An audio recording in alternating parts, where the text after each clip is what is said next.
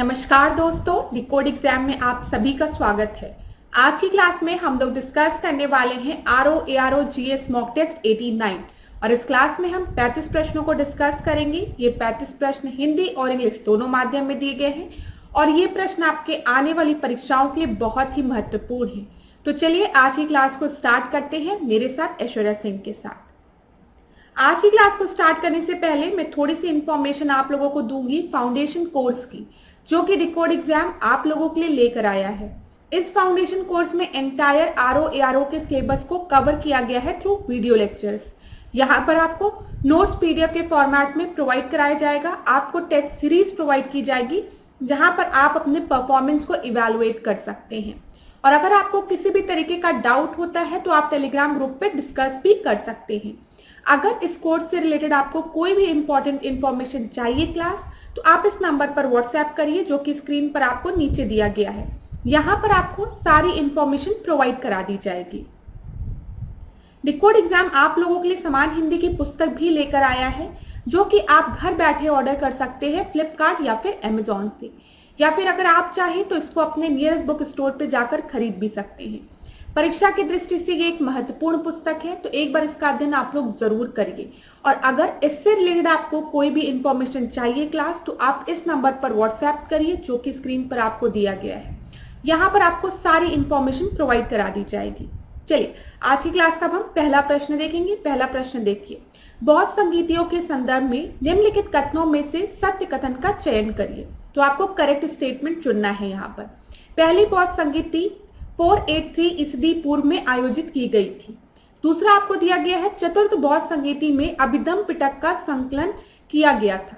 यहाँ पर आपको बताना है कौन सा सही स्टेटमेंट है। तो मैं आपको बता दूं, जो पहली बुद्धिस्ट काउंसिल हुई थी it was held in 483 BC, ये एकदम सही है। लेकिन अभिधम पिटक की अगर हम बात करेंगे, it was compiled in the 4th Buddhist council, जो लिखा है ये गलत है। क्यों? अभिधम पिटक आपका 3rd बुद्धिस्ट काउंसिल में कंपाइल किया गया था। तो यहाँ पर आपका सही उत्तर क्या हो जाएगा? ओनली ए। ठीक है, ओनली 1। तो यहाँ पर ए आपका सही उत्तर हो जाएगा। अब क्लास हम कुछ व्याख्या देख लेते हैं। देखिए, जब भी हम पिटक की बात करते हैं, वैसे मैंने इसके पहले वाले टेस्ट में आपको ये चीज बताई है, लेकिन एक बार रिवाइज कराती हूँ मैं आपको। जब भी हम पिटक की बात करते हैं, पिटक मतलब पेटी, इस तरीके से समझिए आप। पिटक का अर्थ होता है पेटी। गौतम बुद्ध जब थे तो उन्होंने कभी भी कोई भी उपदेश लिखित उसमें नहीं दिया। उनकी मृत्यु के बाद जो उनके शिष्य थे उन्होंने उनके उपदेशों को लिखना शुरू कर दिया। जो भी उनकी टीचिंग थी उसको एक जगह राइट डाउन करना उन्होंने शुरू कर दिया और फिर उसको ले जाकर पेटी में रखना शुरू कर दिया। तो वहीं से ये टर्म आपका आया पिटक। ठीक है, तो ये चीज याद रखिएगा। जब भी हम पिटक की बात करते हैं तो बौद्ध उसमें हम 3 पिटक की बात करते हैं, एक विनय पिटक की, सुत पिटक की और अभिधम पिटक की। याद रखिएगा। यहाँ पर देखिए क्लास, एक एक चीज को समझते हुए चलते हैं। जब हम प्रथम बौद्ध संगीति की बात करते हैं तो प्रथम बौद्ध संगीति, जैसा कि पेपर में अभी आपसे अभी क्वेश्चन में मैंने डिस्कस किया है, 483 ईस्वी पूर्व हुई थी।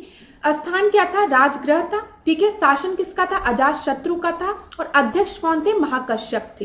तो यहाँ से प्रश्न पहले बनते थे, हो सकता है फिर रिपीट कर दिए जाए। दूसरी बौद्ध संगीति जो है 383 में हुई है, वैशाली में हुई है। काला अशोक का शासन था और साबाकामी जो थे इसके अध्यक्ष थे। तृतीय बौद्ध संगीति की अगर हम बात करें तो 255 ईस्वी पूर्व हुई है, पाटलिपुत्र में हुई है। शासन किसका था? अशोक का था और मोगलीपुत्र तिस जो थे इसके अध्यक्ष थे। और जो चौथी इस बौद्ध संगीति की बात करेंगे तो ये प्रथम शताब्दी में हुई है, कुंड लवन में हुई है, जो कि आपका अभी रिसेंट में कश्मीर में है। इसमें आपका शासन किसका था? कनिष्क का था। और अध्यक्षता किसने की थी? वसुमित्र ने की थी और अश्वघोष ने की थी। याद रखिएगा। अब क्लास यहाँ पर आपको जो और इंपॉर्टेंट पॉइंट्स याद रखनी है, सबसे पहले आपको याद होना चाहिए कि जो भी बौद्ध संगीति हुई है वो कहाँ पर हुई है, उसकी अध्यक्षता किसने की है, किसके शासन काल में हुई है और किस समय में हुई है। पेपर में प्रश्न रिपीट कर सकते हैं। ठीक है, तो ये याद रखिएगा। अब कुछ इंपॉर्टेंट पॉइंट्स हम डिस्कस करते हैं। यहाँ पर देखिए, जब हम पहली बौद्ध संगीति की बात क्लास करते हैं, जो कि मैंने आपको बताया राजगृह में हुई है और महाकश्यप इसके अध्यक्ष थे, तो इसमें आपके 2 सुतक की बात की गई है। इस संगीति में आनंद द्वारा बुद्ध के उपदेशों के संकलन सुत पिटक और विनय पिटक में किए गए। मैंने आपको बताया 3 पिटक की हम बात करते हैं, सुत, विनय और अभिधम पिटक। तो अगर पेपर में कभी आपसे पूछा कि सुत पिटक और विनय पिटक ठीक है, ये आपका किस बौद्ध संगीति में आया, तो आप याद रखेंगे प्रथम बौद्ध संगीति में, ठीक है। और अभिधम्म पिटक की जब हम बात करेंगे तो ये आपके चौथे बौद्ध संगीति में नहीं, ये आपके तीसरे बौद्ध संगीति में मतलब संकलन इसका किया गया है, याद रखिएगा। अच्छा, यहां पर एक और इंपॉर्टेंट पॉइंट मैं आपको बता दूं, कई बार पेपर में पूछता है कि जो चतुर्थ बौद्ध संगीति थी, यहां पर याद रखिएगा चतुर्थ बौद्ध संगीति में यहां पर हीनयान और महायान में डिवीजन हुआ है, तो ये याद रखिएगा हीनयान और महायान में, ठीक है। बौद्ध संगीति में बौद्ध उसमें सप्रेशन हीनयान और महायान किस संगीति में हुआ है, तो तीसरी बौद्ध संगीति में हुआ है, ये भी आपको याद रखना है। एक चीज और क्लास बताऊंगी, नोट डाउन कर लीजिए। सुत्त पिटक की जब हम बात करते हैं तो सुत्त पिटक में जो गौतम बुद्ध के जीवन काल में अपने द्वारा अलग अलग लोगों को दिए गए उपदेशों का संग्रह है। तो पेपर में पूछता है कि उपदेशों का संग्रह किसमें है, तो वो सुत्त पिटक में है। विनय पिटक की अगर हम बात करेंगे तो यहाँ पर जो बौद्ध भिक्षुक थे, जो उनके लिए जो नियम थे, ठीक है, उसके बारे में विनय पिटक में लिखा है। तो देखिए विनय पिटक के अंतर्गत संघ या बौद्ध मठों में रहने वाले लोगों के नियमों का संग्रह था, ठीक है। और अभिधम्म पिटक जो कि आपका तीसरा पिटक है, और ये आपकी कब आया है, कब इसका संग्रह किया गया है, तीसरे बौद्ध संगीति में। इसमें क्या दिया गया है, इसमें बुद्ध की शिक्षा और दर्शन का पूरा सार मिलता है, तो ये भी याद रखेंगे आप लोग, ठीक है। तो याद रखिएगा बुद्धिस्ट काउंसिल कहाँ कहाँ हुई है और कौन कौन से बुद्धिस्ट काउंसिल में क्या क्या चीजें हुई है, ये भी इंपॉर्टेंट है। पहले तो डायरेक्ट प्रश्न बनते थे, जब प्रश्न बहुत ईजी आया करते कि पहला बुद्धिस्ट काउंसिल किसके समय में हुआ है, दूसरा किसके समय में हुआ है, लेकिन अब आपको ये भी याद रखना है कि इन बुद्धिस्ट काउंसिल के समय क्या क्या कार्य हुए हैं, ठीक है। अगला प्रश्न हम देखते हैं। दूसरा प्रश्न देखिए, सूची 1 को सूची 2 के साथ सुमेलित करिए। यहाँ पर आपको पार्क दिया है और ये पार्क कहाँ पे अवस्थित है, मतलब इनकी लोकेशन क्या है, ये बोला गया है। तो खगोलीय पार्क की अगर हम बात करेंगे, यहाँ पे इको नॉलेज पार्क दिया है, फॉसिल पार्क दिया है, महिला उद्यमी पार्क दिया है। तो देखिए क्लास, यहाँ पर जो आपका होगा खगोलीय पार्क की जब हम बात करेंगे तो ये लखनऊ में है, ठीक है। इको नॉलेज पार्क की जब हम बात करेंगे तो ये प्रयागराज में है। फॉसिल पार्क जो आपका है वो सलखनन में है, और यहां पर महिला उद्यमी पार्क की बात करेंगे तो ये ग्रेटर नोएडा में है। तो इस प्रश्न का जो सही उत्तर है वो क्या है, डी आपका सही उत्तर है। अगला प्रश्न हम देखेंगे। तीसरा प्रश्न देखिए, निम्नलिखित में से किस प्रसिद्ध व्यक्तिगत का संबंध बनारस घराने से नहीं है। तो इसमें से कौन सी पर्सनालिटी आपके बनारस घराने से नहीं बिलोंग करती है। बिरजू महाराज जो है वो आपके बनारस घराने के नहीं है। बिरजू महाराज आपके लखनऊ घराने के हैं, और आप सभी को पता होगा ये कथक से रिलेटेड थे, ठीक है। तो यहां पर डी आपका सही उत्तर होगा। अगला प्रश्न हम देखते हैं। चौथे प्रश्न को देखिए, सूची 1 को सूची 2 के साथ सुमेलित कीजिए तथा नीचे दिए गए कूट से सही उत्तर का चयन करिए। तो यहाँ पर अनुच्छेद 21 आर्टिकल 21 की बात की गई है, उसके अंतर्गत जो आपके राइट्स हैं, ठीक है, वो किन किन केसेस से रिलेटेड है। तो यहाँ पर देखिए त्वरित सुनवाई का अधिकार, राइट टू स्पीडी ट्रायल की अगर हम बात करें तो ये हुसैन आरा केस से रिलेटेड है। तो ए का आपका थर्ड होगा, ए का थर्ड 2 जगह दिया गया है। दूसरा ऑप्शन हम देखते हैं, विदेश यात्रा का अधिकार। पेपर में कई बार पूछता है कि विदेश यात्रा का अधिकार जो है वो हमें किस आर्टिकल के थ्रू मिलता है, तो याद रखिएगा आर्टिकल 21 के थ्रू। ये किस से रिलेटेड है, तो ये आपका रिलेटेड है सतवंत सिंह केस से, ठीक है। बी का फोर्थ यहां दिया गया है। नींद लेने का अधिकार, सोने का अधिकार, ठीक है, ये आपका बाबा रामदेव केस से है। और स्वास्थ्य का अधिकार जो है वो मोरिंदर सिंह केस से है। तो यहां पर आपका सही उत्तर क्या हो जाएगा, फोर्थ का ए आपका सही उत्तर है। क्लास आप देख लीजिए यहाँ पर कुछ और केस।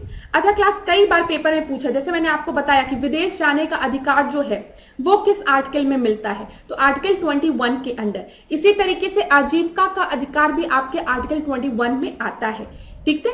यहाँ पर देखिए, जब भी हम आजीविका का अधिकार की बात करेंगे तो ये नरेंद्र कुमार केस से रिलेटेड है। निजता का अधिकार की हम बात करेंगे तो ये आपका गोविंद केस से रिलेटेड है। शुद्ध पर्यावरण का अधिकार, ठीक है, शुद्ध पर्यावरण भी आपका एक अधिकार है, ये MC मेहता केस से रिलेटेड है। गर्भ में पल रहे बच्चे का अधिकार निकिता केस से रिलेटेड है। यौन उत्पीड़न के विरुद्ध अधिकार विशाखा केस से रिलेटेड है, ठीक है। शुद्ध एवं प्रदूषण मुक्त वायु मुरली देवड़ा केस से रिलेटेड है। शुद्ध एवं प्रदूषण मुक्त जल बगेश केस से रिलेटेड है। यहाँ पर जो ये केस है ना, ये आप लोग को समझ में आ रहा होगा, इन केसेस में इन अधिकारों की बात की गई थी, इसलिए बोला गया है। ठीक है। जैसे विशाखा केस की जब हम बात करते हैं, विशाखा गाइडलाइंस की जब हम बात करते हैं, तो harassment of women in work place की बात, जब हैरासमेंट जो विमेन को, यहाँ पे देखिए यौन उत्पीड़न के विरुद्ध का अधिकार, तो यहाँ पर ये याद रखिएगा विशाखा गाइडलाइन उससे रिलेटेड है। तो इन केसेस में इन अधिकारों के बारे में बोला गया था और ये सारे अधिकार आपके आर्टिकल 21 के अंडर में आते हैं, तो ये भी आप याद रखिएगा। ठीक है, ये एक अच्छा प्रश्न था। अगला प्रश्न हम देखते हैं, 5वां प्रश्न। यहाँ पर देखिए खर्ची पूजा त्योहार निम्न राज्य में मनाया जाता है। तो जो खर्ची पूजा त्योहार है वो किस राज्य में मनाया जाता है? वो त्रिपुरा में मनाया जाता है। 5th का बी आपका सही उत्तर है। अगला प्रश्न हम देखते हैं। देखिए क्लास, जहां पर भी एक्सप्लेनेशन की जरूरत होगी वहां पर मैं एक्सप्लेन करूंगी, व्याख्या दूंगी। जहां पे डायरेक्ट उत्तर है उनको हम डिस्कस करेंगे, दूसरे क्वेश्चन पे मूव करेंगे। ठीक है, क्योंकि अब हम समय के साथ क्या करेंगे, इन 35 प्रश्नों को जल्दी ही हम 40 प्रश्नों में फिर 50 प्रश्नों में करेंगे। ठीक है, मतलब एक टेस्ट में हम कम से कम 50 प्रश्नों को डिस्कस करें आपके साथ। तो इसके लिए क्या करना पड़ेगा, स्पीड को तेज करना पड़ेगा और आप लोगों को भी एकदम तेजी के साथ पढ़ाई करनी पड़ेगी, नहीं तो बहुत लंबे लंबे लेक्चर हो जाएंगे। तो चलिए 6वें प्रश्न को हम देखते हैं। नून माटी तेल शोधनशाला किस राज्य में स्थित है? तो जो नून माटी ऑयल रिफाइनरी है वो आपका असम में है। ठीक है, 6 का ए आपका सही उत्तर है। यहां पर क्लास देखिए कुछ और हम ऑयल रिफाइनरीज की बात करते हैं जो कि असम में है। ये एक इंपॉर्टेंट प्रश्न है ज्योग्राफी का। नुलामीगढ़ तेल शोधनशाला की जब हम बात करेंगे तो ये कहां पर है? ये भी असम में है। ठीक है, बोंगई गांव तेल शोधनशाला की जब हम बात करेंगे, ऑयल रिफाइनरी की बात करेंगे तो ये कहां है? ये असम में है। डिगबोई तेल शोधनशाला की बात करेंगे, ऑयल रिफाइनरी की बात करेंगे तो ये भी कहां पर है? ये भी असम में है। क्लास, ऑयल रिफाइनरी से पेपर में प्रश्न बनता है तो उसका एक जगह स्क्रीनशॉट ले लीजिएगा। अब देखिए जब हम डिगबोई तेल शोधनशाला की बात कर रहे हैं, ऑयल रिफाइनरी की बात कर रहे हैं, तो ये भारत की सबसे पहली और सबसे पुरानी तेल शोधनशाला है। ठीक है, जिसकी की स्थापना कब हुई थी? डिगबोई की 1901 में हुई थी, याद रखिएगा। अगर पेपर में आपसे प्रश्न पूछता है कि भारत में सबसे ओल्डेस्ट ऑयल रिफाइनरी कौन सी है, तो आप डिगबोई तेल शोधनशाला के बारे में बताएंगे और ये कहां स्थित है? ये आपके असम में स्थित है। ठीक है, 1901 में इसकी स्थापना की गई थी। अब यहाँ पर कुछ और इंपॉर्टेंट ऑयल रिफाइनरीज हम देख लेते हैं जो कि किन स्टेट्स में है। मेनली हमको ये ध्यान रखना है। नागापट्टनम रिफाइनरी की अगर बात होगी तो आप याद रखेंगे नागापट्टनम रिफाइनरी जो है वो तमिलनाडु में है। ठीक है, डिगबोई मैंने आपसे डिस्कस कर लिया कि 1901 में इसकी स्थापना हुई थी, पहली ऑयल रिफाइनरी है। ठीक है, भारत में, और ये आपका कहां पर है? असम में है। ठीक है, तातीपाका ऑयल रिफाइनरी कई बार पेपर में पूछा है, आप याद रखेंगे कहां पर है? आंध्र प्रदेश में है। नागापट्टनम भी कई बार पूछा है, याद रखिएगा तमिलनाडु में तातीपाका जो है। ठीक है, ये आपका आंध्र प्रदेश में है। इसी तरीके से बरौनी रिफाइनरी की जब हम बात करेंगे, बी से बरौनी, बी से बिहार, याद रखिएगा बिहार में है। नुमालीगढ़ मैंने अभी आपको बताया है, कहां पर है बताइए? असम में है। ठीक है, बोनगे गांव की अगर हम बात करेंगे तो ये आपका कहां पर है? ये भी असम में है। ठीक है, ये हमने अभी डिस्कस किया है दोनों आपसे। चलिए 7वें प्रश्न को अब हम देखते हैं। नीचे 2 कथन दिए गए हैं, कथन कारण बेस्ड प्रश्न है, एजर्शन और रीजन बेस्ड। ठीक है, यूरोप में बहने वाले डेन्यूब को ग्रीन रिवर भी कहते हैं। ठीक है, जो डेन्यूब रिवर आपकी यूरोप में फ्लो करती है, it is known as a green river. कारण दिया है, इस नदी में शैवालों की अधिकता है जिसके कारण इसका पानी हरा दिखता है। इस रिवर में आपका एल्गी प्रेजेंट है जिसकी वजह से इसका जो कलर है वो ग्रीन अपीयर होता है, ये बोला गया है। तो मैं आपको बता दूं, जो पहला स्टेटमेंट आपका दिया गया है कि यूरोप में बहने वाली डेन्यूब को हम ग्रीन रिवर कहते हैं, ये बिल्कुल सही है। लेकिन यहाँ पर जो कारण दिया है कि due to presence of algae इसको हम ग्रीन रिवर कहते हैं, ये गलत है। ये आपके ग्रासलैंड से होकर गुजरती है, इस स्टेपीज और पूछताछ ग्रासलैंड से होके गुजरती, इस वजह से इसको हम ग्रीन रिवर कहते हैं। तो यहां पर आपका ए आपका ट्रू है बट आर आपका फॉल्स है, तो सही उत्तर आपका क्या हो जाएगा? सी हो जाएगा। व्याख्या देख लेते हैं। यूरोप में बहने वाले डेन्यूब नदी को ग्रीन रिवर भी कहते हैं क्योंकि यह नदी यूरोप के समशीतोष्ण घास के मैदानों अर्थात स्टेपी और पूछताछ से होकर प्रभावित होती है, जो कि मैंने आपको बता दिया। अब क्लास एक बार हम डेन्यूब रिवर को देख लेते हैं। अगर आपको दिख रहा होगा ये जो है, ये पूरा जो ब्लू दिख रहा है, ये आपका डेन्यूब रिवर है। ठीक है, जो कि आपका जाकर गिर कहाँ रहा है? ब्लैक सी में गिर रहा है। तो आप एक चीज याद रखिएगा परीक्षा की दृष्टि से यहाँ पर कि अगर डेन्यूब रिवर की पूछा जाए कि इसका निकास कहाँ होता है, ये ड्रेन कहाँ होती है, तो आप क्या बताएंगे, ब्लैक सी, ठीक है। लेकिन अब यहीं पर प्रश्न बनता है कि इसका उद्गम स्थल क्या है, मतलब ये आपका ओरिजिन इनका कहां पर है, तो आप याद रखेंगे जर्मनी के ब्लैक फॉरेस्ट से। तो यहां पर आप क्या क्या चीजें याद रखेंगे, सबसे पहला अगर पेपर में आपसे पूछा कि ब्लैक फॉरेस्ट कहाँ है, तो आप बताएंगे जर्मनी में, ठीक है। ब्लैक फॉरेस्ट से कौन सी नदी निकलती है, डेन्यूब निकलती है, ठीक है। और ये जाकर गिरती किस में है, ब्लैक सी में गिरती है। अब एक और इंपॉर्टेंट पॉइंट जो कि पेपर में आपसे पूछा जाता है, डेन्यूब रिवर में अगर आप देखेंगे तो यहां पर वेना है, ठीक है, वेना, ठीक है, इसी नदी पर है, जो कि किसकी कैपिटल है, आपकी ऑस्ट्रिया की, ठीक है। यहां पर देखिए ब्रातिस्लावा है, ठीक है, ये स्लोवेनिया यहां पर हो गया। बुडापेस्ट आपको दिख रहा है, क्लास याद रखिएगा, ये इंपॉर्टेंट है। यहां पर बेलग्रेड है जो कि सर्बिया हो गया। तो यहां पे वेना, ठीक है, आप ब्रातिस्लावा याद रखेंगे, बुडापेस्ट याद रखेंगे, बेलग्रेड याद रखेंगे। तो ये कुछ ऐसे सिटीज हैं जो कि आपके किस पर है, डेन्यूब नदी पर है। ये याद रखने वाला पॉइंट है, पेपर में पूछा गया है। अगर आप चाहें तो इसका स्क्रीनशॉट भी एक बार ले सकते हैं। यहां पर आपको जर्मनी दिख रहा है, इधर आपका ब्लैक फॉरेस्ट है, याद रखिएगा, ठीक है। अब यहां पर हम ब्लैक सी को एक बार देख लेते हैं। ब्लैक सी को याद करने के लिए आप याद कर सकते हैं बर्गर, ठीक है, बर्गर और टी, बर्गर और टी साथ में लीजिए। तो बी से आपका क्या हो गया, बुल्गारिया हो गया, ठीक है, बी से बुल्गारिया, बुल्गारिया आपको यहां दिख रहा है, बर्गर टी याद रखिएगा। यू से अगर हम देखेंगे तो यूक्रेन हो गया, आर से रोमानिया हो गया, जी से जॉर्जिया हो गया, ठीक है, फिर आर से क्या हो गया, रशिया हो गया, और टी से टर्की हो गया। तो ब्लैक सी इन आपके कंट्रीज से सराउंडेड है। तो बर्गर टी याद रखिएगा, ये तो बहुत आसान है, बर्गर और टी याद रखिएगा, बस याद रहेगा। जीई यहाँ पर जो ई है ना, ये जॉर्जिया का है। तो यहाँ पर जो भी इंपॉर्टेंट पॉइंट मैंने आपको बताए हैं, इनको याद रखिएगा। सबसे पहले आप याद रखेंगे डेन्यूब रिवर का ओरिजिन ब्लैक फॉरेस्ट से होता है, जो कि जर्मनी में है, जाके ये गिरती है ब्लैक सी में, ठीक है। फिर इसके बाद आपको याद रखना है कि इन पे कौन कौन से शहर जो है वो स्थित है, ठीक है, जिसमें मैंने आपको वेना बता दिया, ब्रातिस्लावा बता दिया जो कि स्लोवेनिया में है, बुडापेस्ट बता दिया, बुडापेस्ट हंगरी, बेलग्रेड जो कि सर्बिया में है। इतनी चीजें आपको एकदम याद रखनी है। चलिए अगला प्रश्न हम देखेंगे। अब 8वां प्रश्न, निम्नलिखित में से किसे घोस्ट कण के नाम से जाना जाता है। तो किसे घोस्ट पार्टिकल कहा जाता है, ये पूछा गया है, जिसे पकड़ने के लिए ये आयरन कैलोरीमीटर उपकरण का प्रयोग किया जाता है। तो यहाँ पे न्यूट्रॉन दिया है, प्रोटॉन दिया है, इलेक्ट्रॉन दिया है और न्यूट्रिनो दिया है। तो मैं आपको बता दूं, यहाँ पर जो सही उत्तर है वो आपका डी है, न्यूट्रिनो। न्यूट्रिनो को हम घोस्ट पार्टिकल कहते हैं, ये चीज याद रखिएगा। क्यों, क्योंकि इनका जो मास होता है ना वो बहुत ही कम होता है, शून्य के एकदम एकदम अप्रॉक्स, मतलब बहुत ही कम। इसी कारण न्यूट्रिनो को पकड़ना इतना आसान नहीं होता है। एक चीज याद रखिएगा, न्यूट्रिनो एक इलेक्ट्रॉन के समान होता है, लेकिन इसमें कोई भी विद्युत अवशेष नहीं होता है। तो अब आप याद रखिएगा किसको घोस्ट पार्टिकल कहते हैं, न्यूट्रिनो को कहते हैं। क्यों, क्योंकि इनका जो मास होता है वो बहुत ही कम होता है, जिसके कारण इनको पकड़ना पॉसिबल ही नहीं होता है। चलिए 9वें प्रश्न को अब हम देखते हैं। नीचे 2 कथन दिए गए हैं, जिनमें से कथन कारण बेस्ड है। उत्तर प्रदेश को भारत का शक्कर का प्याला या चीनी का कटोरा कहा जाता है। कारण है, भारत में सर्वाधिक चीनी का उत्पादन उत्तर प्रदेश में होता है। क्लास यहाँ पे याद रखिएगा, उत्तर प्रदेश को शक्कर का प्याला कहा जाता है, सही है, लेकिन सर्वाधिक चीनी का उत्पादन उत्तर प्रदेश में नहीं होता है। सर्वाधिक गन्ने का उत्पादन उत्तर प्रदेश में होता है, ठीक है।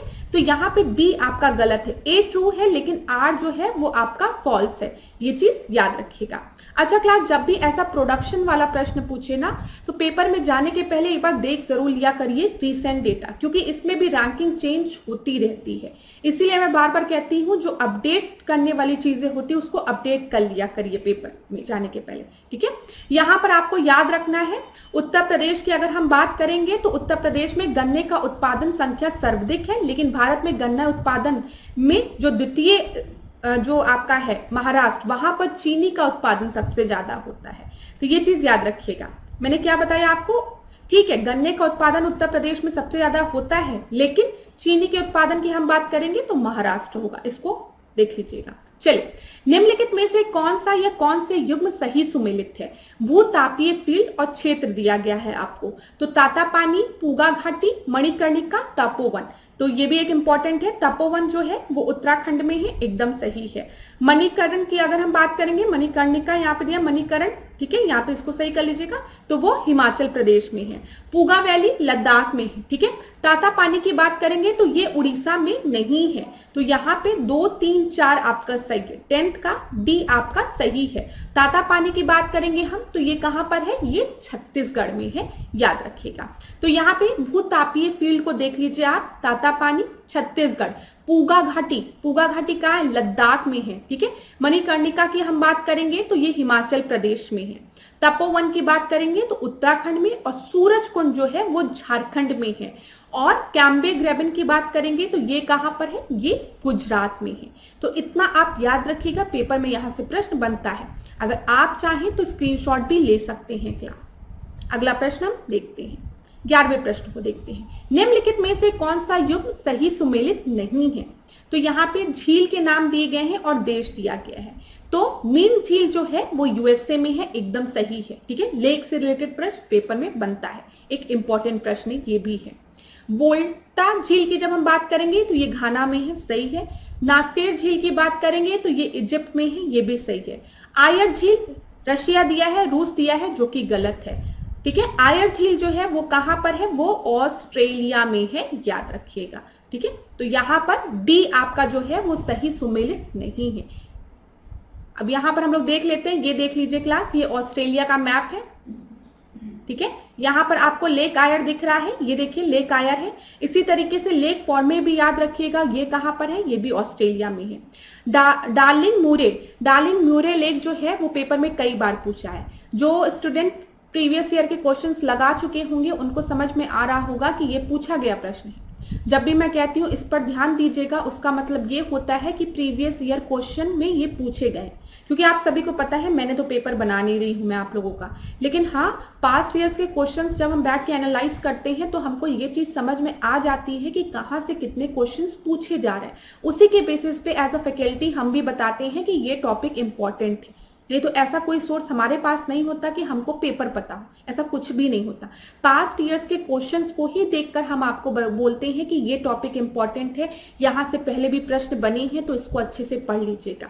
तो उसी के बेसिस पे मैं बता रही हूँ कि जो डार्लिंग म्यूरे लेक है ये पेपर में पूछा गया प्रश्न है। तो डार्लिंग म्यूरे लेक जो है वो ऑस्ट्रेलिया में है, याद रखिएगा। एक बार इसी प्रश्न को और डिफिकल्ट इन्होंने बनाया था जब इन्होंने ऐसे दे दिया था कि जो डार्लिंग म्यूरे लेक है वो आपका ऑस्ट्रेलिया में किस डायरेक्शन में है। जैसे ये आपका नॉर्थ हो गया, ये साउथ हो गया, ठीक है, ये ईस्ट हो गया, ये वेस्ट हो गया। तो अब आप याद रखिएगा ईस्टर्न साइड में डार्लिंग म्यूरे लेक है, ठीक है। चलिए अगला प्रश्न हम देखते हैं। 12वें प्रश्न को हम देखते हैं। निम्नलिखित में से कौन सा युग्म सही सुमेलित नहीं है? शिशुपालवत माघ, ठीक है, माघ द्वारा इसकी रचना की गई है, एकदम सही है। प्रतिज्ञा यौगन धारायण की अगर हम बात करेंगे तो इसकी रचना भास द्वारा की गई है, एकदम सही है।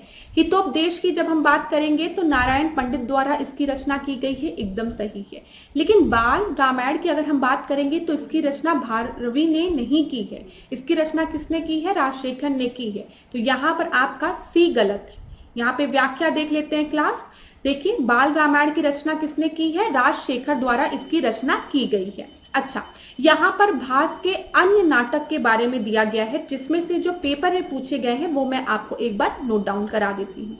चारुदत्त याद रखिएगा, चारुदत्त किसके द्वारा लिखा गया है? भास के द्वारा लिखा गया है, ठीक है।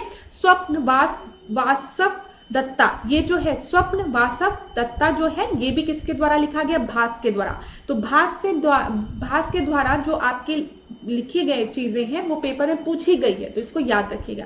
ऐसे ही राजशेखर के जो अन्य नाटक हैं, ठीक है, ये याद रखिएगा।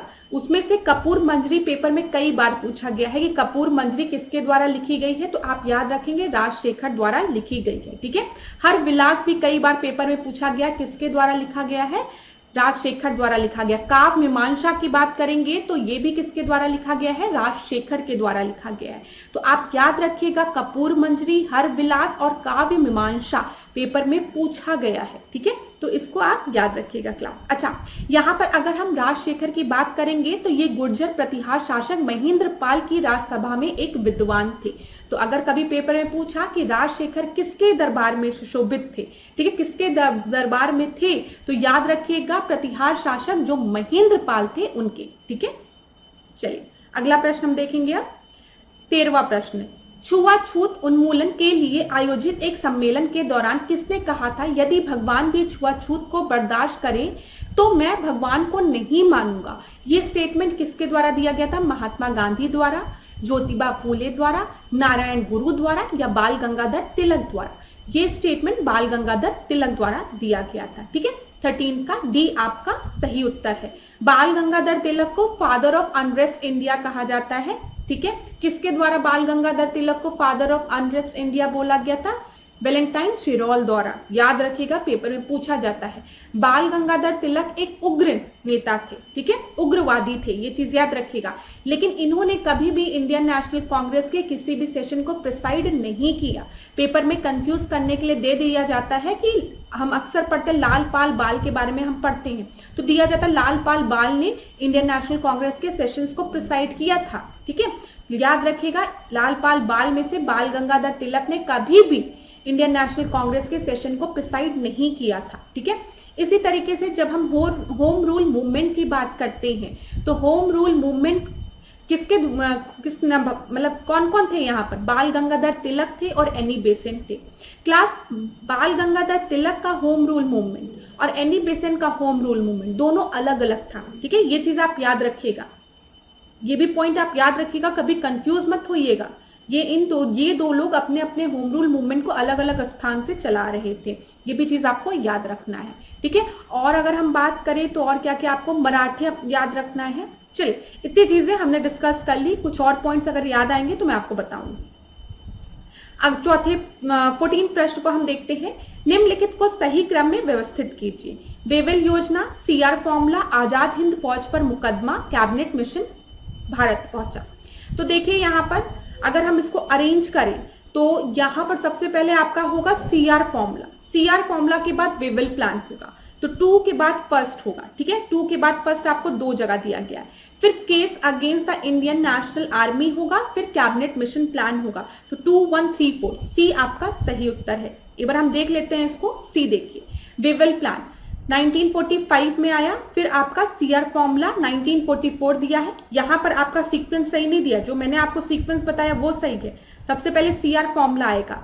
देखिए, सीआर फॉर्मूला का जो मेन पर्पस था ना, वो क्या था? ये जो डेडलॉक चल रही थी मुस्लिम लीग और इंडियन नेशनल कांग्रेस के बीच में, इस डेडलॉक को खत्म करना, इन लोग के बीच में जो मतभेद चल रहा था उसको एक तरीके से खत्म करना, जो कि सक्सेसफुल नहीं हो पाए, क्योंकि अब मुस्लिम लीग को एक अलग देश चाहिए था। पाकिस्तान की डिमांड वो कर रहे थे मुस्लिम लीग, ठीक है, और इंडियन नेशनल कांग्रेस अभी इस डिमांड को फुलफिल नहीं करना चाह रही थी। तो दोनों लोगों के बीच में एक टसल तो चल ही रहा था। और आपको पता है बैकग्राउंड में क्या चल रहा है? दूसरा विश्व युद्ध चल रहा है। ठीक है, अंग्रेज चाह रहे हैं कि भारत उनको सपोर्ट करे युद्ध में उतर के, और यहाँ पर ये डेडलॉक याद रखिएगा। तो सीआर फॉर्मूला 1944, फिर वेवेल योजना आता है 1945 में। ठीक है, 1945 में नवंबर में आजाद हिंद फौज का गठन होता है। आप सभी को पता है कि आजाद हिंद फौज का गठन किसने किया था? सुभाष चंद्र बोस ने किया था। ठीक है, कैबिनेट मिशन की हम बात करें तो 1946 में, ये भी याद रखिएगा। तो ये सीक्वेंस आपको याद रखना है। चलिए अगला प्रश्न हम देखते हैं। 15 प्रश्न को देखिए। निम्नलिखित में से कौन सा सही सुमेलित नहीं है? तो कौन सा सही सुमेलित नहीं है? चीनूक हेलीकॉप्टर भारत को यूएसए द्वारा दिया गया। ठीक है, बराक मिसाइल इजराइल, परमाणु पनडुब्बी नेरपा ये आपका रशिया द्वारा, फाल्कन रेडॉर की बात करेंगे तो जापान द्वारा नहीं, ये भी इजराइल द्वारा। तो 15 का डी जो है वो आपका सही सुमेलित नहीं है, याद रखिएगा। अगला प्रश्न हम देखते हैं, 16वां प्रश्न। 16 प्रश्न को देखिए। पारिस्थितिकी तंत्र में निम्नलिखित में से किसका चक्रण होता है? तो which of the following is recycled in the ecological system? किसका रिसाइकलिंग हो सकता है? कार्बनिक पदार्थ का, इनऑर्गेनिक मैटर का या अकार्बनिक पदार्थ का? जल का या फिर ऊर्जा का। क्लास देखिए पहला, दूसरा, तीसरा, ऑर्गेनिक मैटर, इनऑर्गेनिक मैटर और वाटर सबकी रिसाइकलिंग हो सकती है। आप अक्सर देखते होंगे जो भी सीवेज वाटर होता है उसकी रिसाइकलिंग की बात की जाती है। जो नाली वाला पानी है उसको रिसाइकिल करके उसको फिर प्योरीफाई करके हम एग्रीकल्चर में, हॉर्टिकल्चर में या किसी और चीजों के लिए यूज कर सकते हैं। ये बार बार ये योजनाएं लाई जा रही है जहां पर भी पानी की कमी है। ठीक है, ऑर्गेनिक मैटर की बात करें और इनऑर्गेनिक मैटर की बात करें, कोई भी मैटर है हम उसको रीयूज कर सकते हैं, रिसाइकिल कर सकते हैं। ठीक है, इसमें कोई भी दिक्कत नहीं है। किचन से निकले हुए कचड़े को हम कंपोस्ट के फॉर्म में अपने गार्डन में यूज कर सकते हैं। तो ये सब चीजें आपको पता है। इसी तरीके से लेकिन जब भी एनर्जी की बात होगी ना, एनर्जी की रिसाइकलिंग नहीं हो सकती। Energy can neither be created nor be destroyed. हाँ, एनर्जी अपने फॉर्म को चेंज करती है लेकिन रिसाइकलिंग नहीं। ठीक है, तो फोर्थ आपका गलत है। सही उत्तर आपका क्या हो जाएगा? 1, 2, 3। ये आपको पता है ना, energy can neither be created nor be destroyed, yes it can change it's form. जैसे हम कहते हैं साउंड एनर्जी की बात हम करते हैं, या फिर हम लाइट एनर्जी की बात करते हैं। Light energy to electrical energy की जब हम बात करते हैं तो हम सोलर कुकर की बात करते हैं। सोलर कुकर में लाइट एनर्जी, सन के रेस से हम उसको क्या कर रहे हैं? ठीक है, सोलर पैनल, कुकर नहीं पैनल। सोलर कुकर में तो क्या होगा? Light energy to the heat energy होगा। समझ में आया? क्योंकि कुकिंग का काम हो रहा है ना, तो जो आपकी लाइट एनर्जी, सूर्य की ऊर्जा है, उसको हम गर्म, उसमें कुकिंग का काम करें, हीट एनर्जी में कन्वर्ट होगा। लेकिन जब हम सोलर पैनल की बात करते हैं, यहाँ पर जो आपकी लाइट एनर्जी उसको हम इलेक्ट्रिक एनर्जी में कन्वर्ट कर रहे हैं। ये चीज याद रखिएगा। तो 1, 2, 3 ठीक है, आपका हो सकता है यहाँ पे ए आपका सही उत्तर है। 17 प्रश्न को हम देखते हैं। भारतीय संविधान का कौन सा अनुच्छेद या उपबंध करता है कि यदि कोई व्यक्ति स्वेच्छा से किसी अन्य देश की नागरिकता ग्रहण लेता है तो वह भारत का नागरिक नहीं माना जाता है? ठीक है, भारत में ये चीज याद रखिएगा, डुअल सिटीजनशिप नहीं है। अगर आप अपनी इच्छा के अनुसार दूसरी कंट्री की सिटीजनशिप लेते हैं तो आपको भारत की नागरिकता छोड़नी पड़ेगी। डुअल सिटीजनशिप नहीं है यहाँ पर। यूएसए की जब हम बात करते हैं तो यूएसए में आपका डुअल सिटीजनशिप है, ये समझिए। मैंने आपको बताया यूएसए में भी फेडरल सिस्टम है, ठीक है, संघीय ढांचा है, लेकिन भारत के संघीय ढांचे की तरह नहीं है। यूएसए के जो लोग होते हैं, सिटीजन होते हैं, उनके पास स्टेट की और यूएसए की दोनों की नागरिकता होती है। मतलब वो स्टेट की नागरिक भी होते हैं और यूएसए के भी नागरिक है। यहाँ पे डुअल सिटीजनशिप। लेकिन भारत में आपका डुअल सिटीजनशिप नहीं है, एकल नागरिकता है। अगर आपने भारत की, बस आप भारत के नागरिक हैं। आप ये नहीं कह सकते मैं उत्तर प्रदेश का नागरिक हूं, मैं उत्तराखंड का नागरिक हूं, मैं मध्य प्रदेश, नहीं, ये गलत है। मैं भारत का नागरिक हूं। ठीक है, इसी तरीके से अगर आपने किसी दूसरे देश की नागरिकता ग्रहण की तो ऑटोमेटिकली आपकी यहाँ की नागरिकता खत्म हो जाएगी। तो यहाँ पर ये आपका अनुच्छेद 9 में बोला गया है, आर्टिकल 9 में। ठीक है, 17 का आपका 20 सही उत्तर है। अच्छा क्लास, यहां पर देख लीजिए, जब भी हम सिटीजनशिप की बात करते हैं तो हमारे संविधान के भाग 2 में सिटीजनशिप, नागरिकता की बात की गई है, जो कि आपके आर्टिकल अनुच्छेद 5 से 11 तक में इनका प्रावधान का उल्लेख है। ये भी चीज याद रखिएगा। चलिए अगला प्रश्न हम देखते हैं, 18वां प्रश्न। सेंसर में प्रयुक्त विद्युत चुंबकीय तरंगे हैं, तो यहाँ पर जो इलेक्ट्रोमैग्नेटिक वेव्स होती हैं वो आपका क्या है? गामा रेज है, एक्स रेज है, अल्ट्रावायलेट रेज है या फिर विजिबल रेज है? सेंसर की बात की गई है, ये आपकी गामा रेज होती हैं। ठीक है, 18 का ए आपका सही उत्तर है। सेंसर में प्रयुक्त विद्युत चुंबकीय तरंगे आपकी गामा रेज होती है। चलिए यहाँ पर देख लीजिए, सेंसर में गामा किरणों का प्रयोग किया जाता है। ये किरणों की चादरों को पार कर सकती हैं। ये किरणें लोहे की चादरों को पार कर सकती है। मतलब ये आपकी, अब आप सोचिए, जब आप एक्सरे का बात करते हैं, आप एक्सरे कराते हैं ना, तो एक्सरे में क्या होता है? हड्डियां दिख जाती है ना, तो गामा रेज जो है वो लोहे को भी क्रॉस कर देती है। चलिए अगला प्रश्न हम देखते हैं। यहाँ पर निम्नलिखित में से कौन सा सही सुमेलित नहीं है बोला गया है, करेक्टली मैच नहीं है। तो चलिए कुनियन की अगर हम बात करेंगे, सिनकोना की छाल में ये मिलता है, पेपर में पूछा गया प्रश्न है, तो ये एकदम सही है। निकोटीन तंबाकू में सही है। ठीक है, एंटीपायरेटिक की बात करेंगे, सर्पगंधा में एकदम सही है। पेनिसिलिन की हम बात करेंगे तो यहाँ पे ओपीम में दिया गया है, ठीक है, फीम में दिया ओपीम, ठीक है, तो ये आपका गलत है। पेनिसिलिन जो है वो कवक से मिलता है, तो यहाँ पर 19 का डी आपका सही सुमेलित नहीं है। पेनिसिलिन की जब भी हम बात करेंगे तो इसका जो स्रोत है वो क्या है, कवक है। यहाँ पर जितने भी औषधि और स्रोत दिए गए हैं इसको एक जगह नोट डाउन कर लीजिए। साइंस में यहाँ से प्रश्न बनता है, और जब मैं कह रही हूँ बनता है तो मतलब PYQ पे बेस्ड मैं आपको चीजें बता रही हूँ। 20वें प्रश्न को हम देखते हैं। निम्नलिखित में से कौन सा एक सही सुमेलित है? यहाँ पर कंट्री दी है, राजधानी दिया गया है, ठीक है, जो कि ज्यादातर बहुत से लोगों को याद रहता है, बहुत से लोगों को नहीं याद रहता है। तो ऑस्ट्रेलिया, यहाँ सिडनी दिया गया है, जोहान्सबर्ग दिया गया है, दक्षिण अफ्रीका, न्यूजीलैंड में आपको क्राइस्टचर्च दिया गया है, आइसलैंड में आपको रेकजेविक दिया गया है। तो मैं आपको बता दूं कौन सा एक सही सुमेलित है, वो है आइसलैंड, ठीक है, ये याद रखिएगा। डी आपका सही उत्तर है, ठीक है। यहाँ पर देख लीजिए, जब हम ऑस्ट्रेलिया की बात करेंगे तो कैनबरा जो है ये इसकी कैपिटल है, ठीक है। दक्षिण अफ्रीका की हम बात करेंगे तो यहाँ पर आपकी कार्यकारी कैपिटल, विधायी कैपिटल और न्यायिक कैपिटल, मतलब 3 तरीके की कैपिटल की होती यहाँ पर है, ठीक है। एक एग्जीक्यूटिव, एक आपकी जुडिशरी से रिलेटेड हो गया और एक आपकी लेजिस्लेटिव से हो गया। तो यहाँ पर देख लीजिए, प्रिटोरिया की हम बात करेंगे तो ये कार्यकारी है, ठीक है। केप टाउन की बात करेंगे तो ये विधायी है, और अगर हम बात करेंगे ब्लोएमफोंटेन की तो ये न्यायिक है। न्यूजीलैंड में वेलिंगटन हो गया, और यहाँ पर मैंने आइलैंड का आपको बता दिया रेकजेविक, ठीक है। चलिए 21वें प्रश्न को हम देखते हैं। निम्नलिखित में से कौन सी कृष्णा की सहायक नदियां हैं? दूध गंगा, पेन गंगा, पंच गंगा या फिर बाण गंगा? तो यहाँ पे कृष्णा की जो ट्रिब्यूटरीज हैं वो आपकी है दूध गंगा और पंच गंगा। 1 और 3 आपका सही उत्तर है। 21वें का ए आपका सही उत्तर है। क्लास देखिए, दूध गंगा और पंच गंगा जो है वो कृष्णा की सहायक नदियां हैं, जो कि अभी हमने डिस्कस किया है, ठीक है। अब यहाँ पर देखिए आप, जबकि पेन गंगा और वेन गंगा की हम बात करेंगे तो ये किसकी सहायक नदियां हैं? ये गोदावरी की सहायक नदियां हैं, याद रखिएगा, ठीक है।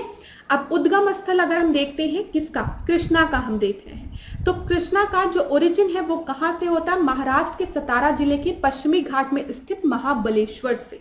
तो ये याद रखिएगा पूरा, महाबलेश्वर से किसका ओरिजिन होता है? कृष्णा नदी का ओरिजिन होता है, ठीक है। इनका निकास कहाँ होता है? ये जाकर गिरती कहाँ पर है? बंगाल की खाड़ी में, ये भी याद रखिएगा आप। अच्छा, अगर कृष्णा बेसिन की हम बात करें तो इनका विस्तार किन किन राज्यों में है? तो आंध्र प्रदेश में, तेलंगाना में, महाराष्ट्र में और कर्नाटक में, याद रखिएगा। इनकी जो सहायक नदियां हैं वो घाट प्रभा है, कोयना है, माल प्रभा है, तुंगभद्रा है, भीमा है, मुंसी है, पंचगंगा है, दूध गंगा है, डिंडी है, ठीक है, और मुनेरू इनकी सहायक नदियां हैं। अगर हम कृष्णा नदी पर आपके बांध की बात करें, डैम्स की बात करें, तो नागा अर्जुन सागर जो डैम है वो कहां पर है? कृष्णा नदी पर। मैंने आपको बताया था नाग पर कृष्ण जी नाचे, तो नागा अर्जुन डैम कहां पर है? कृष्णा नदी पर है ये, ठीक है। अलमट्टी, कृष्ण ने मट्टी खाई तो कृष्णा, अलमट्टी बांध कहां पर, किस नदी पर है? ये भी आपका कृष्णा नदी पर है। चलिए, इतनी चीजें आप याद रखिएगा। यहाँ पर अगला प्रश्न हम देखते हैं, 22वां प्रश्न। निम्नलिखित में से कौन कौन से खनिज ललितपुर में पाए जाते हैं? तांबा, ठीक है, प्लूटोनियम, यूरेनियम, रॉक फॉस्फेट। तो यहाँ पर सारे जो खनिज दिए गए हैं ये सारे खनिज आपको ललितपुर में मिलते हैं, कुछ कम मात्रा में मिलते हैं, ये भी सही बात है। ललितपुर में पाए जाने वाले खनिज जो है वो इस प्रकार है, तांबा है, ठीक है, प्लेटिनियम है, ठीक है, यूरेनियम है, फिर रॉक फॉस्फेट है, यहाँ पर देखिए डायस्फोर है, ग्रेनाइट है, पायरोफिलाइट्स है, पैलेडियम है। इन खनिज में तांबा जो है वो सोनराइच क्षेत्र में, यूरेनियम, प्लैटिनियम, पैलेडियम केवल ललितपुर जिले में ही पाया जाता है, ये भी चीज आप याद रखिएगा। अच्छा क्लास, यहाँ पर एक और चीज आप देख लीजिए, अगर आप यूपी का मैप देख रहे हैं तो ललितपुर आपको ये दिख रहा है, ललितपुर इधर अगर आप देखेंगे तो ये जो है इधर के रीजन, ये आपका मध्य प्रदेश है, इधर नेपाल है। मैंने पहले भी आपको बताया था कि जब भी यूपी स्पेशल का मैप पढ़िए तो ये याद रखिएगा कि यूपी के कौन कौन से डिस्ट्रिक्ट नेपाल के साथ अपनी बाउंड्री शेयर कर रहे हैं। तो पीलीभीत, लखीमपुर खीरी, बहराइच, श्रावस्ती, बलरामपुर, सिद्धार्थनगर, महाराजगंज। अक्सर कंफ्यूज करने के लिए स्टूडेंट्स को दे दिया जाता है गोरखपुर, तो गोरखपुर अपनी बाउंड्री नेपाल के साथ नहीं शेयर करता है, ये चीज आप याद रखिएगा। पीलीभीत, लखीमपुर खीरी, श्रावस्ती, बलरामपुर, सिद्धार्थनगर, ठीक है, महाराजगंज, ये याद रखिएगा आप, बहराइच भी। फिर यहाँ पर अगर हम उत्तराखंड, इधर आपको दिख रहा है उत्तराखंड, इधर आपको दिखेगा हरियाणा है, ठीक है, इधर आपको राजस्थान दिख रहा है, ठीक है, इधर मध्य प्रदेश है, इधर झारखंड है, इधर बिहार है। अगर आप नोटिस करेंगे, ये देखिए ये कौन सा जिला है, ये सोनभद्र है, इधर ये सोनभद्र दिख रहा है। सोनभद्र इधर के इस साइड मध्य प्रदेश है, इधर आपको झारखंड भी दिखेगा, इधर आपको बिहार भी दिख रहा है, ठीक है, ये भी चीज आप याद रखिएगा। चलिए, ये मैंने आपको पहले भी बता दिया है कि मथुरा में सबसे कम वर्षा होती है, गोरखपुर अगर आप जाएंगे तो गोरखपुर में आपको सबसे ज्यादा वर्षा मिलेगी। ये आपका तराई रीजन है, इसी वजह से मच्छर जो होते हैं वो इस रीजन में ज्यादा पाए जाते हैं, ठीक है। मस्तिष्क ज्वर जो होता है यहाँ पर बहुत बड़ी प्रॉब्लम होती है इस रीजन में, गोरखपुर रीजन में। ये सारी चीजें आप याद रखिएगा। चलिए 23वें प्रश्न को हम देखते हैं। स्वतंत्रता के उपरांत 0 से 6, ठीक है, 0 से 6 वर्ष के आयु वर्ग के लिंगानुपात में सर्वाधिक कमी किस दशक में देखी गई? तो यहाँ पर आपसे क्या पूछा गया है, सर्वाधिक कमी कब देखी गई, ठीक है, तो 1991 से 2001 के बीच में। तो यहाँ पर आपका सी सही उत्तर है क्लास। यहाँ पर देख लीजिए, स्वतंत्रता के उपरांत की बात हो रही है, 0 से 6 वर्ष की आयु में लिंगानुपात में सर्वाधिक कमी 1991 से 2001 के दशक में देखी गई, ठीक है। अगर हम देखेंगे तो 2001 की तुलना में 2011 में जो आपका आयु वर्ग में जो लिंगा अनुपात था वो 8 से घटा आपका, ठीक है। 8 से घटा कैसे, पहले 927 था, फिर 1919 हो गया, ठीक है, सॉरी 919 हो गया। बोलने में गलती कर दी है, उसको वो मत सोचिएगा।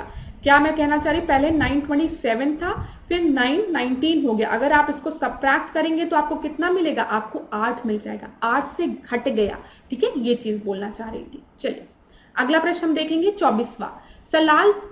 सलाल जल विद्युत परियोजना किस नदी पर है? तो सलाल हाइड्रो इलेक्ट्रिक प्रोजेक्ट जो है वो आपका चेनाब नदी पर है। दुलहस्ती किस पर है बताइए, सलाल दुलहस्ती किस पर है आप बताइए। चलिए यहाँ पर अब हम कुछ और हाइड्रो इलेक्ट्रिक प्रोजेक्ट्स को देख लेते हैं, जैसे नागा अर्जुन सागर हाइड्रो इलेक्ट्रिक प्रोजेक्ट, ये कृष्णा नदी पर है, किस राज्य में है, आंध्र प्रदेश में है, याद रखिएगा।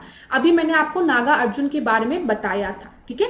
फिर आप कृष्णा की जब बात करेंगे तो Shri xylem hydro electric project, ये आंध्र प्रदेश में है, किस नदी पर है, कृष्णा नदी पर है, ठीक है।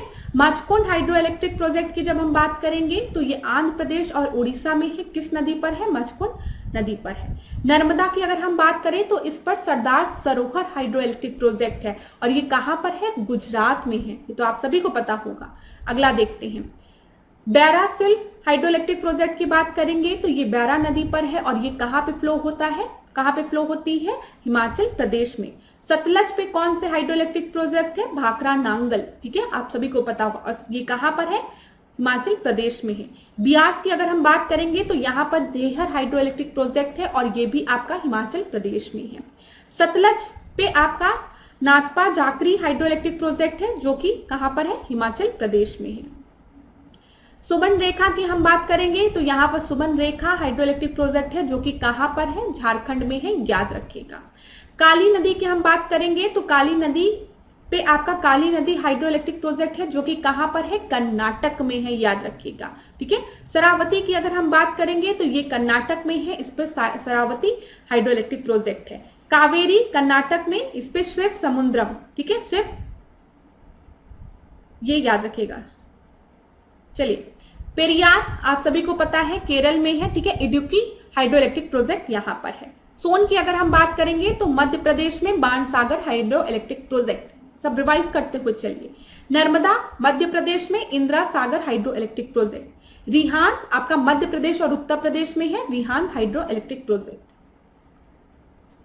सलेरू की हम बात करेंगे तो उड़ीसा पे ये सलेरू रिवर है, ठीक है, बाली मेला हाइड्रो इलेक्ट्रिक प्रोजेक्ट है इस पे। महानदी पर हीराकुंड, कई बार पेपर में पूछा है, महानदी हीराकुंड, ठीक है। रंगीत की हम बात करेंगे तो ये सिक्किम में फ्लो होती है, इस पे रंगीत हाइड्रो इलेक्ट्रिक प्रोजेक्ट है।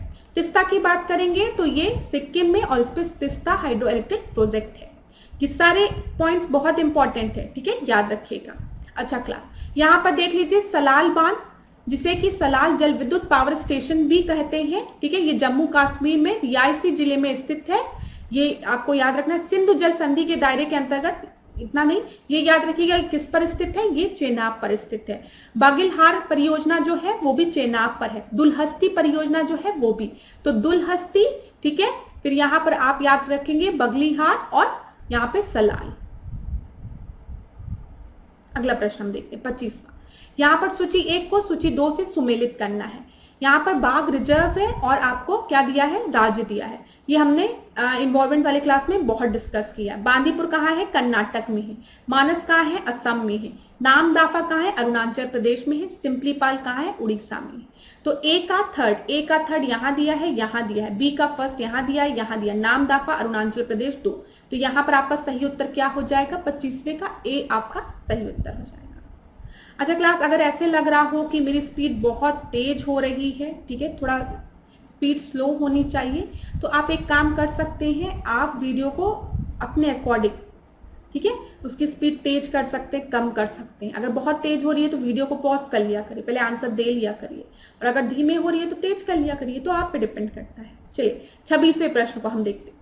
निम्नलिखित में से कौन सा मूल अधिकार भारतीय नागरिक एवं विदेशियों दोनों को प्राप्त है, ठीक है। कौन सा fundamental right citizen of India और फॉरेनर्स दोनों को प्राप्त है।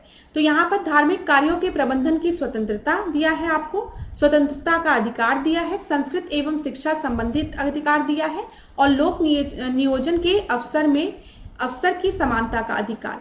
तो यहाँ पर समझिए क्लास, इंडियंस, ठीक है, सिटीजन ऑफ इंडिया जो है, जो इंडियंस है, और फॉरेनर दोनों को।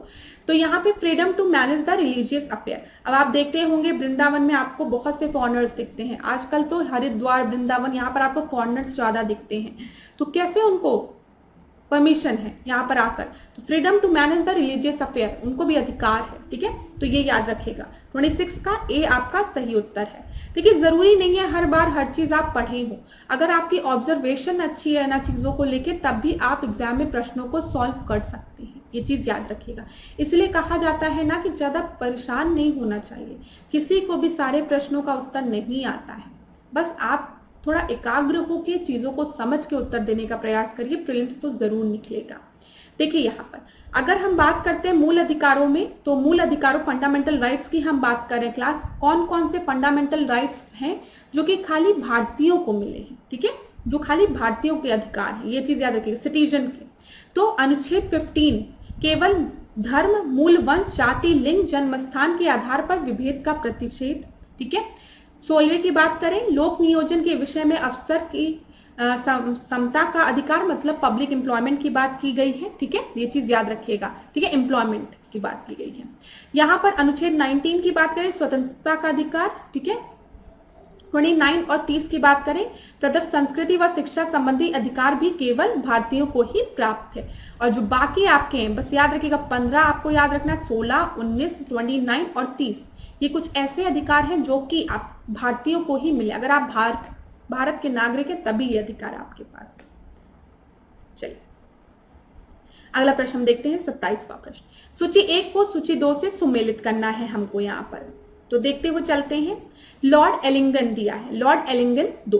तो लॉर्ड एलिंगन 2 के समय क्या हुआ था, अगर हम इसको देखें तो अपॉइंटमेंट ऑफ लॉयल कमीशन, ठीक है, लॉयल कमीशन का गठन। तो ए का सेकंड तो आपको इसी में दिया गया। दूसरा देखते हैं हम, हेनरी हार्डिंग की हम बात करेंगे, तो यहाँ पर नरबली प्रथा पर रोक, ये एकदम सही है। रामजे मैकडोनल्ड की बात करेंगे, तो यहाँ पर बताइए सांप्रदायिक पंचाट, जिसको कि कम्युनल अवार्ड की बात किया जाता है। और लॉर्ड इरविन की बात करेंगे तो दिवाली घोषणा पत्र। तो यहाँ पर आपका सी जो है वो सही उत्तर है। कम्युनल अवार्ड याद है ना, 1932 वाला जो समय चल रहा है आपका सेकेंड राउंड टेबल कॉन्फ्रेंस, और सेकेंड राउंड टेबल कॉन्फ्रेंस में जब महात्मा गांधी जाते हैं, ठीक है, तो फिर वहां पे क्या होता है, कम्युनल अवार्ड की बात कर दी जाती है। फिर महात्मा गांधी वापस भारत आते हैं, ठीक है, उनको जेल में बंद कर दिया जाता है। फिर एक पैक्ट साइन होता है जिसको कि पूना पैक्ट कहते हैं, BR अम्बेडकर और महात्मा गांधी के बीच में, ठीक है। ये चीज याद रखिएगा, जहां पर क्या बोला जाता है कि कम्युनल अवार्ड नहीं दिया जाएगा, ये तो एक, बल्कि कुछ सीटें रिजर्व कर दी जाएगी दलित के लिए, ठीक है। चलिए अगला प्रश्न हम देखते हैं। अब अगला प्रश्न 28वां प्रश्न देखिए, निम्नलिखित मुस्लिम शासकों का सही कालानुक्रम नीचे दिए गए कूट से चुनिए। तो हम देखते हुए चलते हैं, इसमें सबसे पहले कौन होगा, सबसे पहले आपका है बहादुर शाह, ठीक है, बहादुर शाह, फिर उसके बाद जहांदर शाह, फिर उसके बाद फर्रुखशियर, फिर मोहम्मद शाह रंगीला, ठीक है। तो 2 3 4 1, 2 3 4 1 अपने नाम के तरीके से वो सही में बहुत रंगीला था। ये सी आपका सही उत्तर है। 29 प्रश्न देखते हैं। मेरठ षड्यंत्र केस में निम्नलिखित में से कौन शामिल नहीं था? तो यहाँ पर लेस्टर हचिंसन दिया है, फिर फिलिप्स स्पार्ट दिया है, फिर बेंजामिन दिया है, फिर सीएफ एंड्रू दिया है। तो यहाँ पर मेरठ कॉन्स्पिरेसी केस में आपके सीएफ एंड्रू जो थे वो शामिल नहीं थे। तो 29 का डी आपका सही उत्तर होगा। 29 का कौन सा सही उत्तर होगा? डी आपका सही उत्तर होगा। चलिए 30वें प्रश्न को हम देखते हैं। यहाँ पर मार्शल आर्ट दी गई है क्लास और आपको स्टेट्स के नाम दिए गए हैं, ठीक है। तो ये एक मिनट, हाँ, तो यहाँ पर अगर हम इसको मैच करते हुए चलेंगे, मतलब किस स्टेट में किस नाम से मार्शल आर्ट्स को जाना जाता है ये है। तो यहाँ पर देखिए गटका की हम बात करेंगे तो गटका कहाँ परफॉर्म किया जाता है? पंजाब में, ठीक है। अगर हम स्क्वाय की बात करेंगे तो ये आपका जम्मू कश्मीर में। मर्दानी खेल की हम बात करेंगे तो महाराष्ट्र में, ठीक है।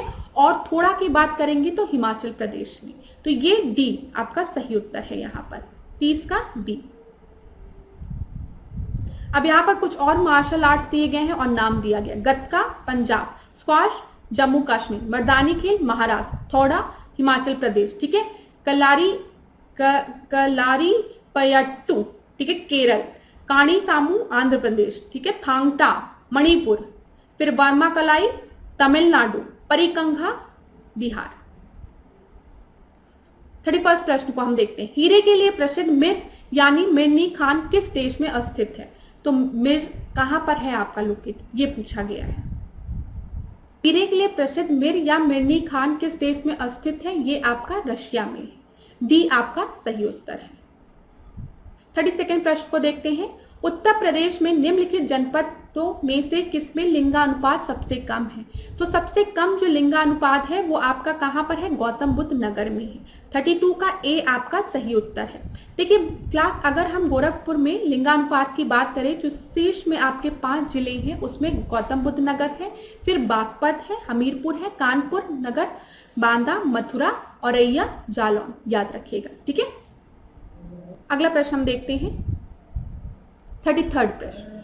यहां पर देखिए वैश्विक संगठन दिए गए हैं और उनके मुख्यालय दिए गए हैं और बोला गया है कौन सा सही सुमेलित नहीं है। तो वर्ल्ड हेल्थ ऑर्गेनाइजेशन जेनेवा में है, सही है। विश्व पर्यटन संगठन वर्ल्ड टूरिज्म ऑर्गेनाइजेशन मैड्रिड में है, सही है, ठीक है। विश्व बौद्धिक संपदा संगठन पेरिस दिया गया है, जो कि आपका गलत है, ठीक है। अंतरराष्ट्रीय उष्ण कटिबंधीय इमारती लकड़ी संगठन, ये आपका योकोहामा में एकदम सही है, ठीक है। अगर हम विपो की बात करेंगे, वर्ल्ड इंटेलेक्चुअल प्रॉपर्टी ऑर्गेनाइजेशन की, तो वो आपका पेरिस में नहीं है, याद रखिएगा, वो आपका जेनेवा में है, स्विट्जरलैंड में है, ठीक है। अगला प्रश्न हम देखते हैं। 34 प्रश्न को देखिए। निम्नलिखित कथनों पर विचार कीजिए। पारिस्थितिकी पद चिन्ह की इकाई भूमंडलीय हेक्टेयर होती है, ठीक है, ये आपका सही है। अगर हम इकोलॉजिकल फुटप्रिंट की बात करेंगे तो इसकी जो यूनिट है वो आपका ग्लोबल हेक्टेयर सही है। ओजोन परत की मोटाई का माप डॉप्सन में किया जाता है, ये भी एकदम सही है। यहाँ पर दोनों ही सही है। देखिए क्लास, मैंने आपको पहले भी रिवाइज कराया, जब भी ओजोन आए तो 2-3 चीज याद रखिएगा।